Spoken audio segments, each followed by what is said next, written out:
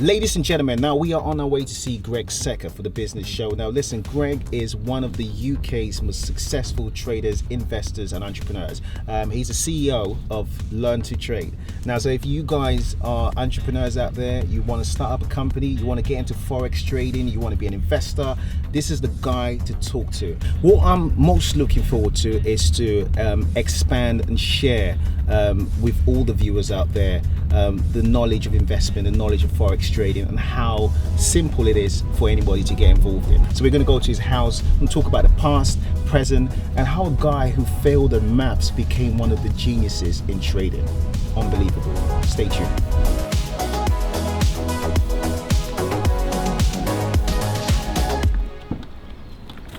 Greg, how you doing, mate? How are you? How are you, buddy? How's it going? You good? Breeze. Good, mate. Thank you very much. Thanks for inviting us. Thank you. Amazing place, mate. Amazing. Greg, listen, you got to take me through your amazing house. This is incredible. Thank you. Well, you know what? The journey starts with what the concept of the little house was, which is all about play, right? So this is all about dreams and doing the things that people don't ordinarily do. My children, this was their playroom, and I said, "What do you want your playroom to look like?" And they said, "Well, we kind of want it to look like Harrods at Christmas time."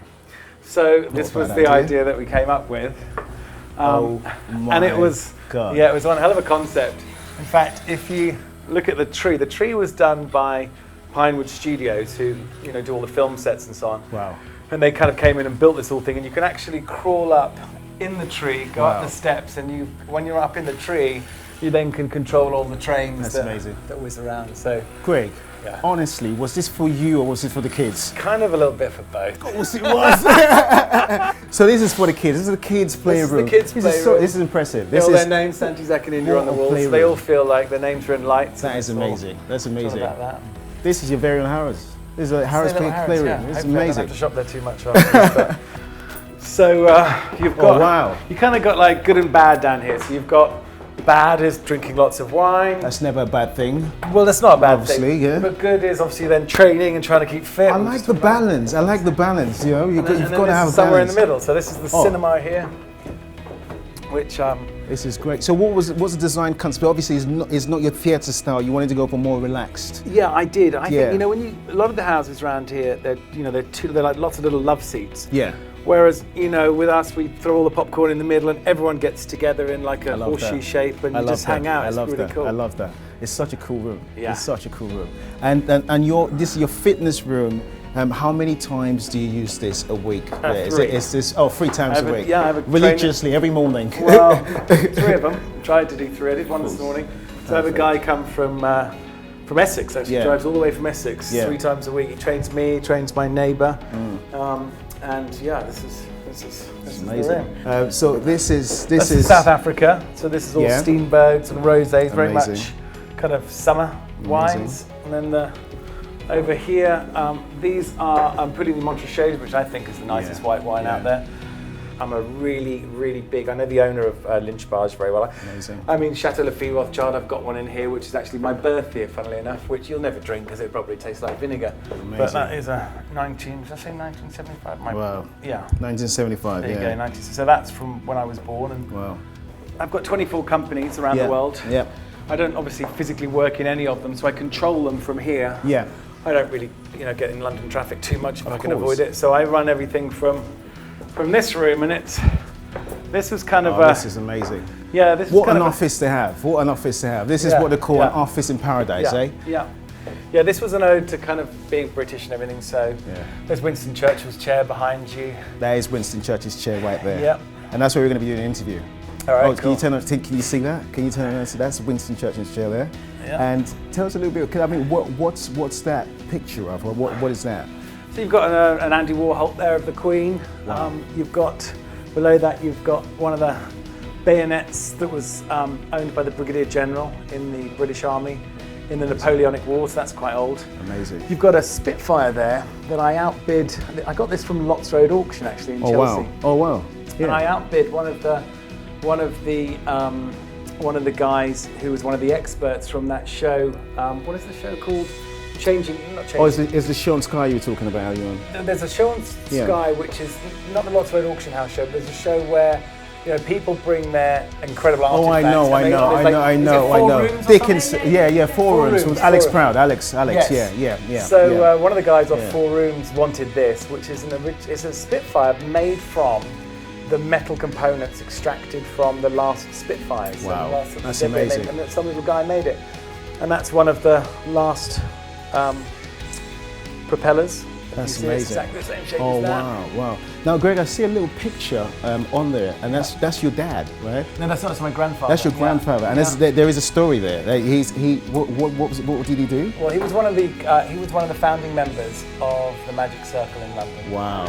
Yeah, Wow. and he was a really inspirational guy. He was also, back in the day, he had a Bentley when he was 18, so he was on the successful side of the family. I suppose that was on my mother's side, and he was a Mason and ran they were really into the sort of Masonic order back then. It was all a bit, And I know that cupboard's got a bag of tricks in there as well. Yeah, right? so when I was a kid, I used to collect. Every time I used to go on holiday, I always used to go to the flea markets and collect little magic tricks. Yeah. So it was, something you couldn't get in the UK. Course. Yeah. And I've been collecting magic tricks for probably the last 40 years. Wow. And that is an 800-year-old Chinese medicine cabinet. And in every drawer of that cabinet, if you look, there's magic tricks. So they're all. Wow. Yeah, there's. See, can you do a bit of magic yourself? Yeah, Greg? I can. Can you dabble a little bit? I can certainly do that for you at some point. Yeah. But they're everything. I mean, some of the greatest tricks in the world are in here. That's amazing. So that's amazing. It's that's what it is. Yeah. Wow. Ladies and gentlemen, welcome to the Business Show. The Business Show is about bringing you the best entrepreneurs from all over the world. And today we're joined by someone who is, in fact, one of the best when it comes to trading, when it comes to forex trading, when it comes to entrepreneurship, when it comes to investing in the UK and beyond. Listen, I'm not going to say anything. I'm going to pass it on to the man, the legend, Greg Secker. Greg, how are you? Very good. You nice right? to meet you. Yeah. Listen, thank you for having us down here. It's great to be at your house. Long time no see. Long time no see. And listen, I'm going to go back to the start. We're going to go back all the way back from Greg, the kid growing up. What were you like growing up as a kid?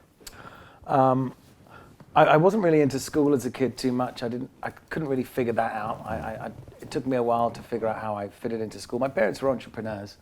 My mother ran one of the largest cosmetics companies in Europe. It was the largest rival to Avon. She employed about 15,800 women. What was it called? It was called Oriflame. Okay.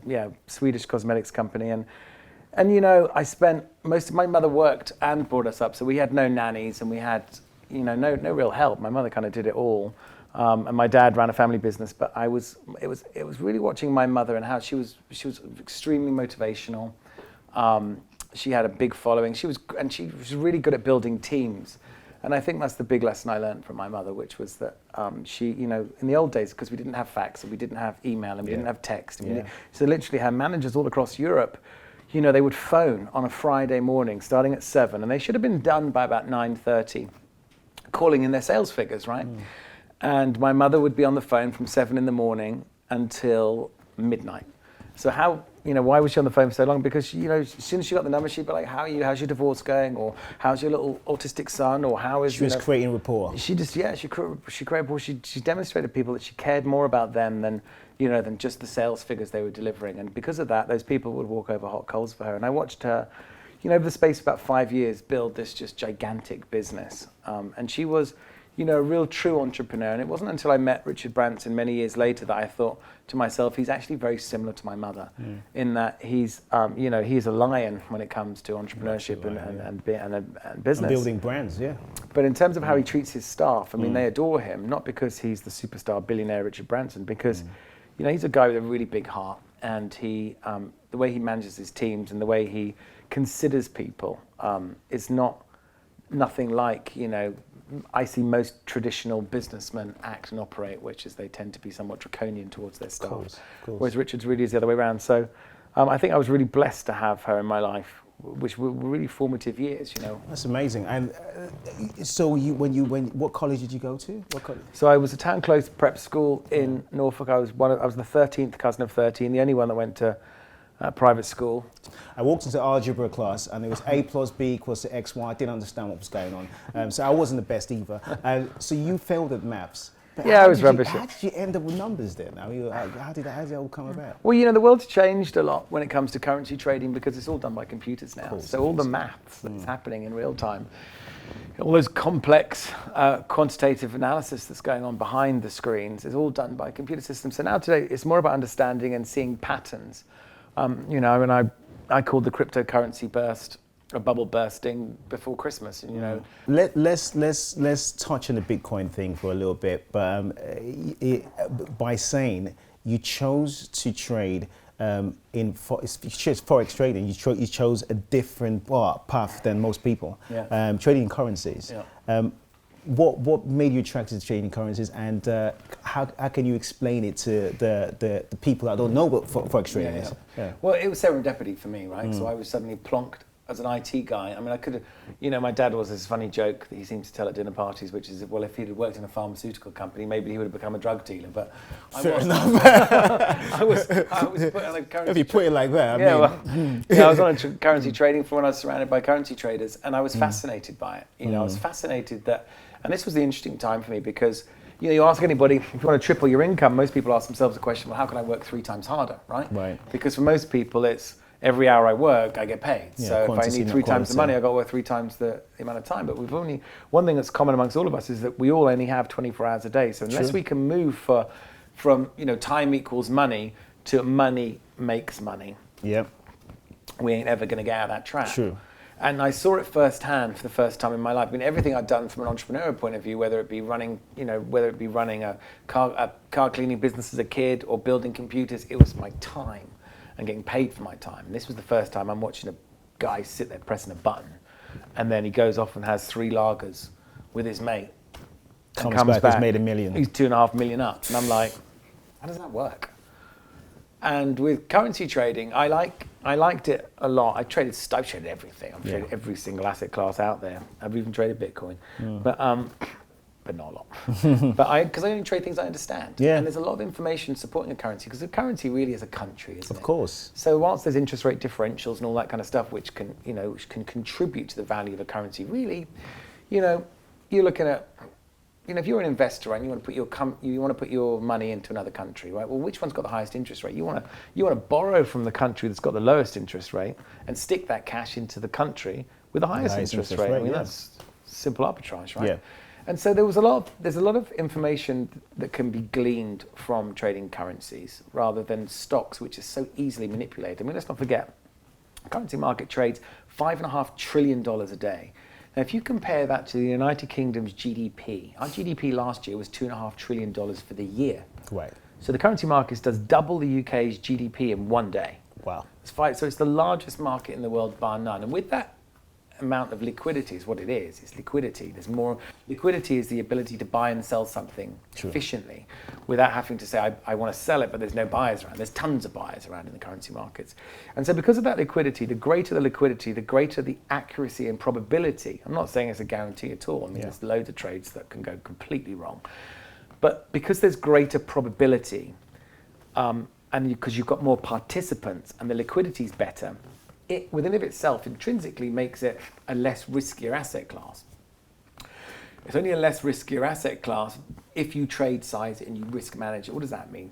Well, it means you've got to make sure that any trade you place, let's say you've got £10,000 in your trading account, and I say to you, look, you mustn't risk more than 2% on any one trade. Well, you know 2% of 10,000 is 200. Of course. So you know that any losing trade you place, we don't really care about the winning trades. They kind of take care of themselves in a funny kind of way, don't they? Mm-hmm. But it's the losing trades that really can cause the problems. Of course. And if we look at a list, you know, if we were going to hire everyone in this room here that's filming me, we said, look, I'm going to give everyone £100,000.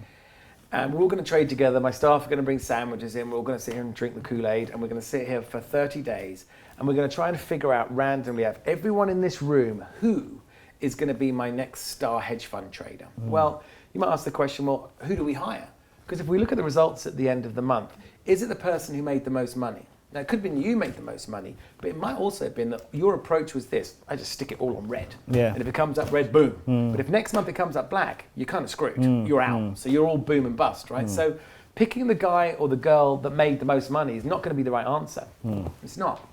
What we've got to do is we've got to filter it. So we've got to say, we look at everyone's results, and I don't care about any of your winning trades. I said the one rule is you mustn't risk more than 2% on any trade, right?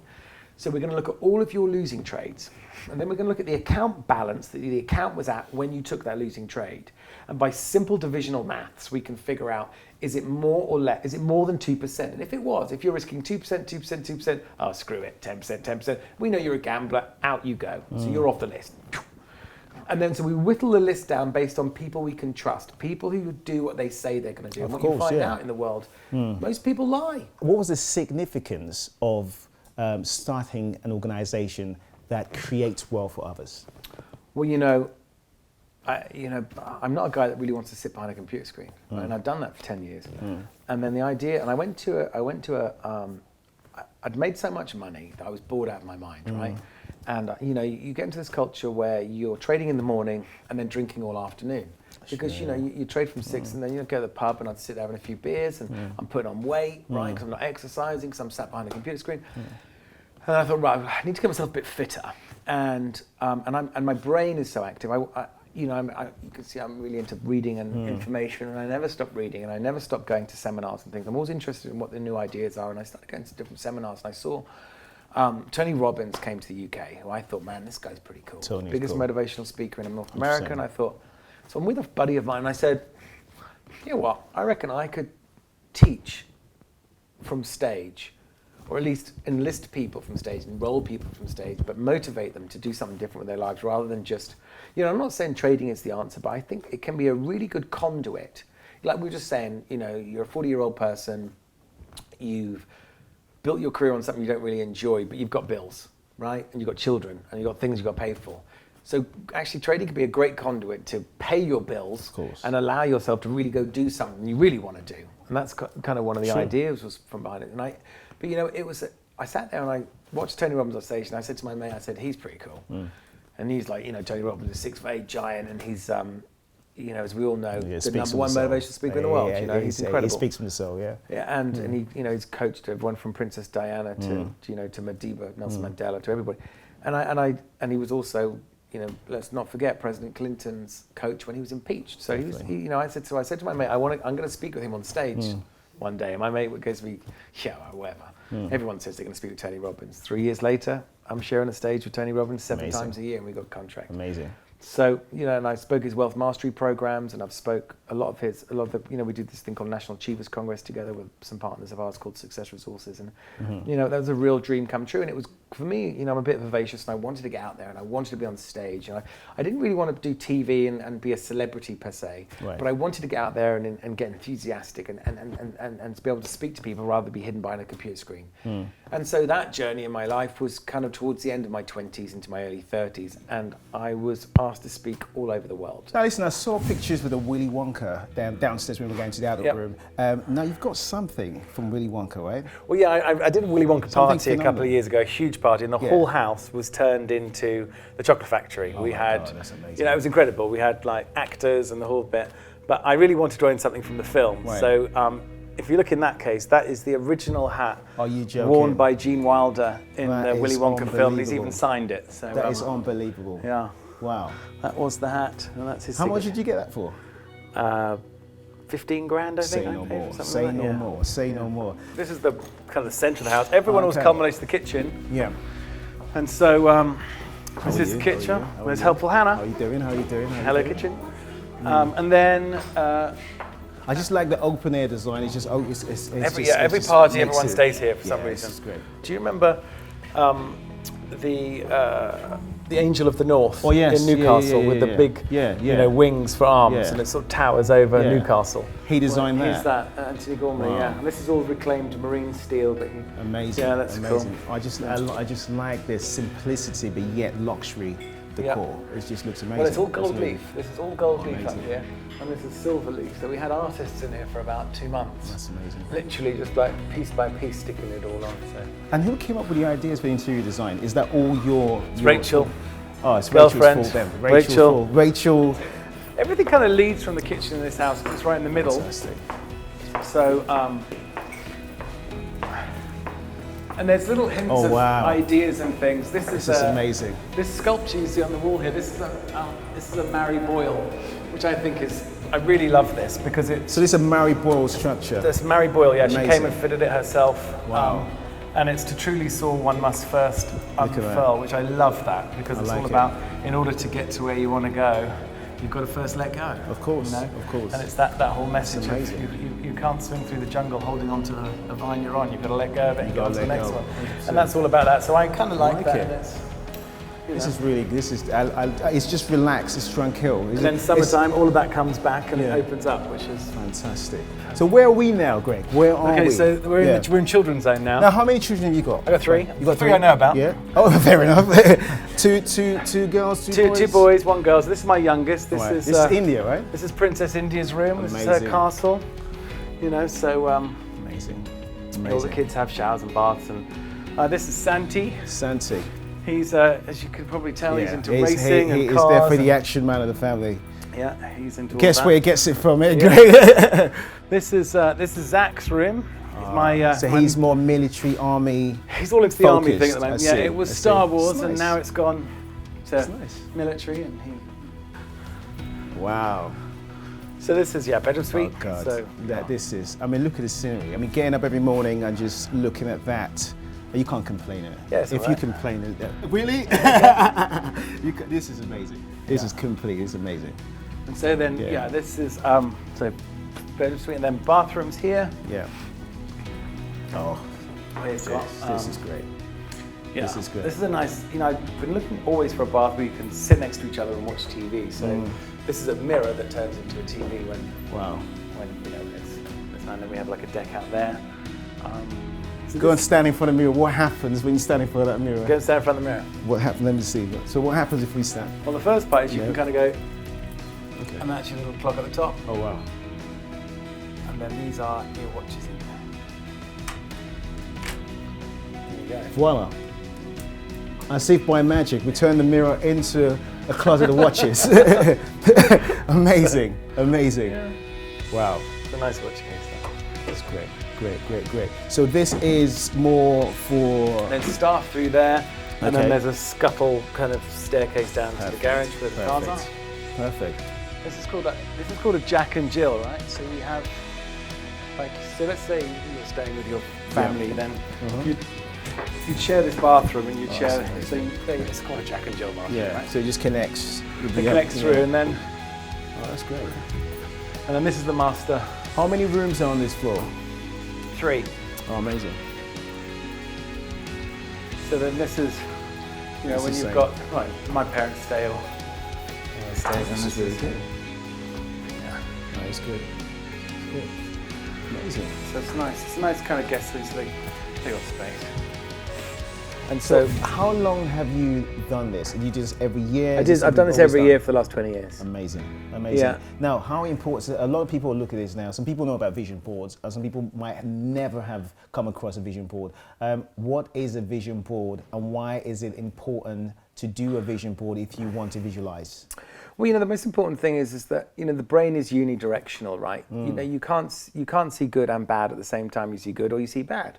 But most people spend their lives thinking about what they don't want. I don't want to work for my boss. I don't want to be in this company anymore. I don't want to be with this girl anymore. I don't want to be with this guy anymore, whatever. But the brain doesn't know the difference between I don't want or I want. True. It just knows boss, girlfriend, job, and that's why you're still in those things 10 years later, miserable as sin. True. So the real key is to snap off from what you don't want and focus on what you do want. In fact, give yourself kind of a hall pass in a way to say, well, look, there's all this stuff I'm not really happy about, but let's just put that in the icebox for a minute, and let's just really focus on what I do want. And so the idea of a vision board is to focus the things and to bring to life some of the things that you want to do more of. So now, how mind-blowing is it for you to pick up on 2017 board, 2016 board, 2015 board, and see things that you visualize come to life? It's sick. Because people don't understand this, because I do this a lot. I've been doing it for years now. Yeah. But it's something that when you explain to a lot of people don't get it. They don't get it. Do you know what? In my gym downstairs where I showed you earlier on, I should have showed you, there's a little cupboard there with like a drinks fridge and so on in there. And there's one of these vision boards, right? And at the time I was thinking about building this house, right? And so I cut out some pictures from a developer called Royalton who built my next door neighbour's house. All right. And the picture I cut out, which is effectively the house looks like pretty much identical, same kind of fascia, same kind of look and feel, right? Yeah. You know, this kind of like, these kind of super mansion look, right? And the property on the top left of my poster is my next door neighbour's house. That's crazy. And I'd never even met him. That is crazy. And it's downstairs in my gym That's right now. crazy. Yeah, I'll show it to you. You should see it. That's crazy. It's just like, and I look at all of the things on that board and I go, every single one of those things happened. So what does that say about? I'm a great believer of we have been. Just put this down. Life teaches you about the body. Yeah. You go to human biology class, you learn about the body, but you're not taught about your soul. The mind is there to be programmed. You can do whatever you want. You're not taught about your soul, and visualization connects with the soul to do a lot of work. It's pretty much like Google. You put your stuff in the search engine, and it goes out there and literally gets things and makes things happen, and things come to life. And it's so much more powerful than we know. It's as powerful as possible. And the thing is, it's completely crazy that every single person who's achieved any greatness in history, from Napoleon Hill to anybody in history, has had an element of visualization. Top 5 tips for any entrepreneur starting out, or anyone wanting to get into forex trading. Keep the risk really low. 1. Cut your costs right down. Keep your costs low. 3. Is this for an entrepreneur or for a currency trader? For an entrepreneur or a trader. Most important thing is to copy people who have already been successful. Don't try and do it all yourself. Success leaves clues. Don't break the mold. Yeah, success leaves clues, right? Just copy what people have done before you. So, particularly in anything like entrepreneurship or currency trading, there are strategies to everything. There's ways to make loads of fat around your body, and there's ways to make no fat around your body. Sure. Right? There's ways to get rich. There's ways to become completely broke on your ass. Finish my sentence. Happiness is? A fulfilling life. Success is? Doing what you love. Learn to trade is? An opportunity to change your life.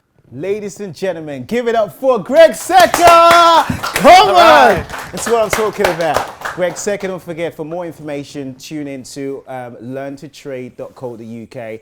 It's been Greg Secker. It's been The Business Show. I've been Jordan Kensington. It's been absolutely amazing. Come on, give it up for Greg Secker again.